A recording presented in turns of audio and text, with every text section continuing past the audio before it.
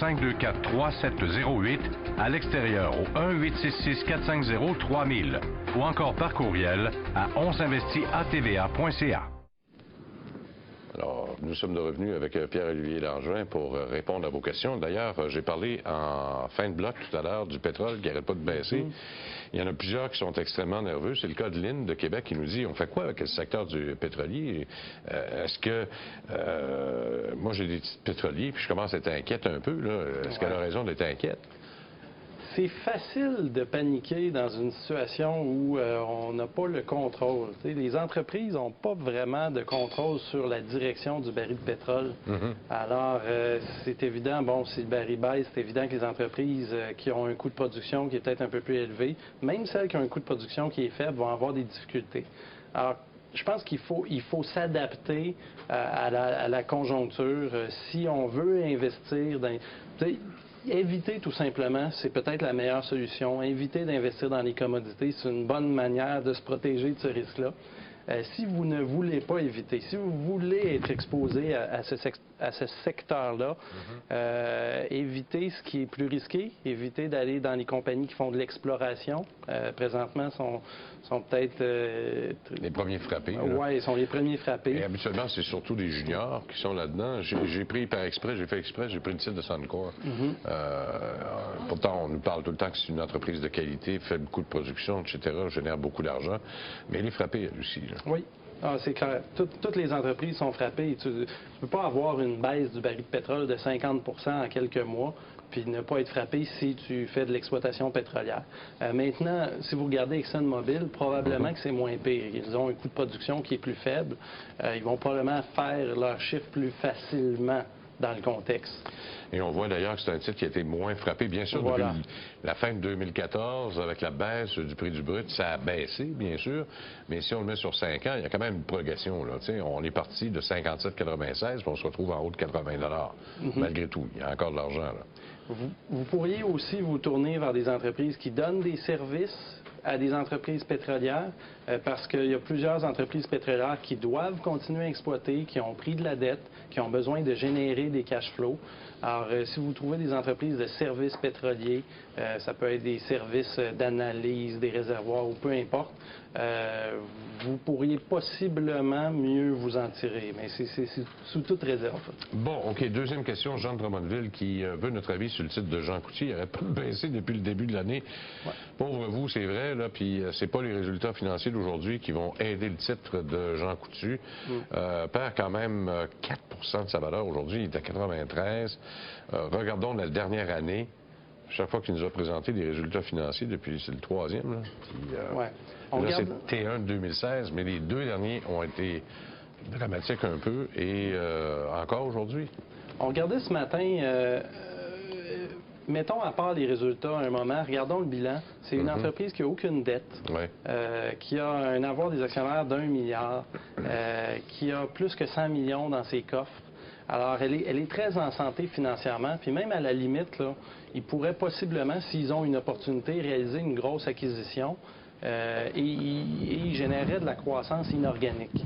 Ceci étant dit, quand on regarde la société, quand on regarde sa croissance, dans les 5 dernières années, les revenus de l'entreprise ont cru d'à peu près 2 par année. Vous avez un titre qui s'échange en ce moment, quand on déduit le cash au bilan, qui s'échange à 17-18 fois ses profits de la dernière année complétée. C'est cher pour une entreprise qui n'a pas une forte croissance. Alors, au final, ça devient une thèse de gestion de capital. Il faut regarder les dirigeants, c'est quoi leur appétit à croître de manière inorganique, à réaliser une acquisition, à faire quelque chose qui va, disons, changer le plan de match un peu. Nous, c'est pas une entreprise qu'on suit de près, mais ceci dit, si on la suivait de près, c'est ce qu'on regarderait. Bon, parce que ça réussit quand même à faire croître son bénéfice prévu, là, malgré que ce matin, on est en bas de ce qu'on avait estimé. On prévoyait 30 cents par action. C'est là la déception peut-être plus que d'autres choses. Bien oui, généralement, dans la journée qu'il y a les résultats, vous regardez ce que les analystes en moyenne ont prédit, vous regardez les résultats, puis si c'est en dessous, le titre va se faire frapper. Généralement, c'est ça. L'entreprise, ce matin, en publiant un résultat, vente en hausse de 3,5 vous avez dit en début d'émission. EBITDA en hausse de 1 et une provision au niveau fiscal qui fait que les bénéfices par action ne sont pas au rendez-vous, moins 7 Alors, c'est morose un peu. Présentement, il n'y a pas beaucoup de croissance. C'est dans le détail, encore une fois. Dans les ventes au détail, c'est plus difficile qu'ailleurs. Oui. Et particulièrement dans le secteur pharmaceutique où, on a vu qu'avec les médicaments génériques, il y a quand même un recul dans les prix. Et ça frappe de plein fouet toutes les entreprises. Parce qu'au niveau pan-canadien, on est obligé donc à payer moins cher les médicaments génériques. En même temps, aux États-Unis, vous avez des Pharmacy Benefits Managers, des PBM, qui travaillent fort à faire baisser le prix des médicaments. On n'a pas encore... à ma connaissance, une organisation comme ça au Canada. Mais si on avait des PBM, probablement que ça aurait un impact encore plus difficile sur les revenus des pharmacies. Alors, non, nous, on ne recommande pas d'y investir, du moins avec les faits qu'on a présentement. C'est une entreprise qui a quand même un bon rendement sur le capital. Peut-être qu'il faudrait regarder c'est quoi le plan de match des dirigeants. Ouais, parce que c'est quoi son rendement sur le capital? Ça vaut 25 je pense. Rendement sur la voie des actionnaires à 20 année après année. C'est très bon. C'est très bon pour une société qui n'a pas de dette. Retour sur les actifs, 18 quand même. Voilà. Les marges avant taxe, presque 11 Malgré tout, on génère de l'argent. On génère quand même 1,6 $ de flux de trésorerie par 1,17 $ de bénéfices nets quand même. Quand vous investissez dans une entreprise, là, principalement deux choses que vous devez regarder. Est-ce que la compagnie génère de l'argent? Est-ce qu'elle génère beaucoup d'argent? Puis qu'est-ce que les dirigeants font avec l'argent? On le sait qu'elle génère de l'argent, on le voit. C'est un modèle d'affaires qui est rodé, qui fait bien. Fonctionne bien. Maintenant, quelle est la suite? Quel est tout le monde pose la question à chaque fois. Oui, on regarde des opportunités, mais il ne reste plus grand-chose quand même. Là. Il ne reste pas des opportunités très, très grandes. On a vu l'Obloc qui s'est lancé aussi avec Pharmaprix. On a vu... Oui. Les concurrents se sont consolidés, alors qu'eux... Bon, bien, excellent. Prochain, c'est Jacques de Sorel. Est-ce qu'on peut avoir quelques suggestions de titres à détenir au Canada? Parce qu'il me semble que le portefeuille, il commence à diminuer un peu. On est toujours tout le temps à regarder à l'extérieur. Il ne reste pas grand-chose au pays. C'est à part des banques puis des babelles de même. Il faut toujours mettre des bémols avant de répondre à cette question-là. Là, on ne connaît pas la situation de Jacques. On va considérer que c'est un investisseur en actions, qu'il y a une planification financière, que c'est bien fait conseiller. 3 suggestions. Oui. Constellation Software, on en est presque ennuyant. On en parle souvent à votre émission. Faire attention, pas Constellation Brands, là. C'est Software. C'est CSU sur la Bourse de Toronto.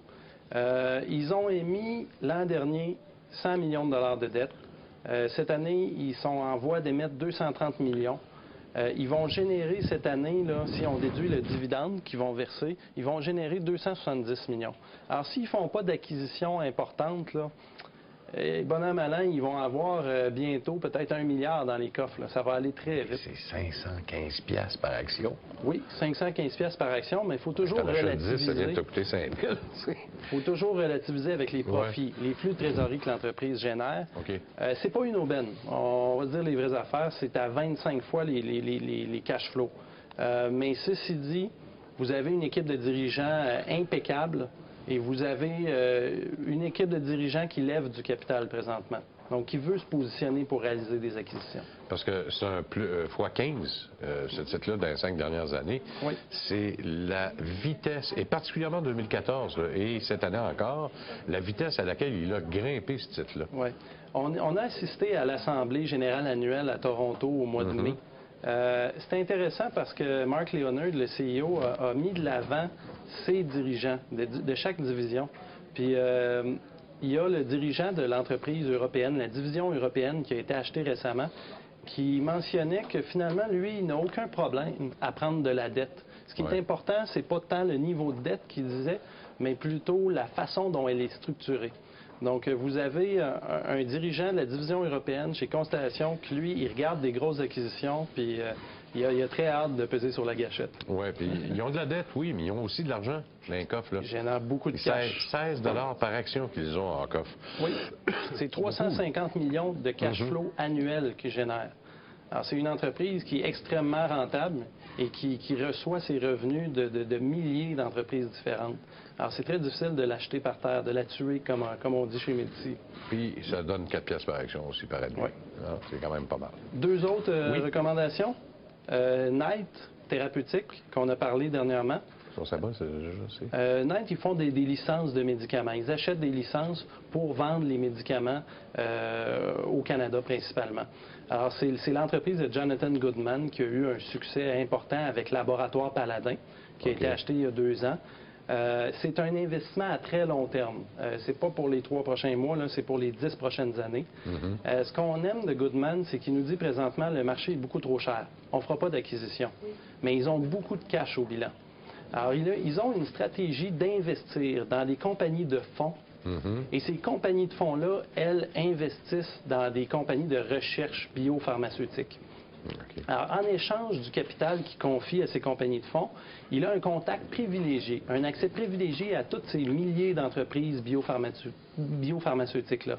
Ce qui fait en sorte que lorsque une entreprise va découvrir quelque chose, il va être le contact privilégié. Il va être la personne qui va pouvoir acheter la licence, les droits de la licence pour distribuer le médicament au Canada. Alors que les concurrents en ce moment ont les yeux rivés sur une stratégie à plus court terme, de prendre de la dette, puis de faire des acquisitions, des fusions et acquisitions, lui dit, écoutez, c'est trop cher présentement, là, on va regarder à beaucoup plus long terme, puis on va investir dans des compagnies de fonds. Donc, c'est une stratégie qui est copiée par personne présentement. Alors, nous, on pense que ça va être porteur, mais à très long terme. Sa santé, comment elle va? Plutôt bien. Il doit s'adapter. Parce que lui, à la suite de son accident de vélo également, là, il a fallu qu'il fasse des sacrifices à un moment donné. Là. Oui. Bon. Et le troisième titre, ce serait?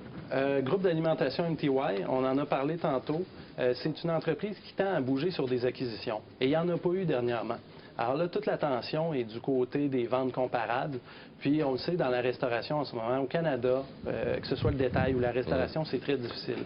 Alors, ils ont des ventes comparables assez stagnantes, mais en même temps, ils ont un pied à terre aux États-Unis. Ils sont très prudents, très disciplinés, encore une fois. Donc, éventuellement, il y aura une annonce d'une acquisition, puis ce ne sera pas le moment, à ce moment-là, d'acheter. C'est quand il ne se passe rien, comme en ce moment, que ça peut être intéressant. Bon. Moi, ce qui m'inquiète toujours de ce titre-là, il n'y a pas beaucoup de volume quand même. C'est un titre à faible volume. Là. Non, il n'y a pas beaucoup de volume, mais on va prendre pour acquis que Jacques de Sorel n'a pas un portefeuille de 60 millions. OK, d'accord. Puis c'est M. Ma, Stanley Ma, qui détient quand même plus du quart des actions à lui seul. Là. Le fil conducteur de ces 3 recommandations-là, c'est les dirigeants. Dans les 3 cas, c'est des dirigeants qui gèrent bien le capital. Ça, c'est extrêmement important. Très important. Voilà. On a l'impression qu'American Apparel est en mode survie. J'en détiens depuis le départ du fondateur, mais c'est désespérant. Jean-François qui nous écrit, puis un matin, ça donne bien, puis ça donne mal. Ils se font ramasser un matin, là, ça n'a pas de bon sens. J'ai le goût de dire à Jean-François, non, c'est pas une impression. C'est une compagnie qui s'en va droit vers la faillite. Là, ce matin, ce qu'on apprend, c'est d'ici 12 mois, là, ça se peut que je ne sois plus là. Ils ont fermé des magasins, il n'y a rien qui se passe pas avec cette entreprise. Depuis 2009, l'entreprise est plus rentable. La crise financière les a mis au tapis et ils ne se sont jamais relevés depuis. Ils ont de la dette, ils ne génèrent pas de cash, ils doivent rembourser cette dette-là, ils doivent payer les intérêts. Puis en même temps, c'est dur d'investir dans un concept qu'on n'aime pas particulièrement. Personnellement, on trouve que le modèle d'affaires, les vêtements, ils ont pas de... Ils ont fait leur popularité un peu sur le fait que c'est fait en Amérique. Le budget discrétionnaire est plus faible en ce moment. En plus, la chicane avec l'ancien propriétaire. C'est une belle entreprise qui est partie de Montréal. Oui. Puis, ça s'en va dans le mur, malheureusement. Merci beaucoup. Merci. Et on vous retrouve demain, tout le monde. Au revoir.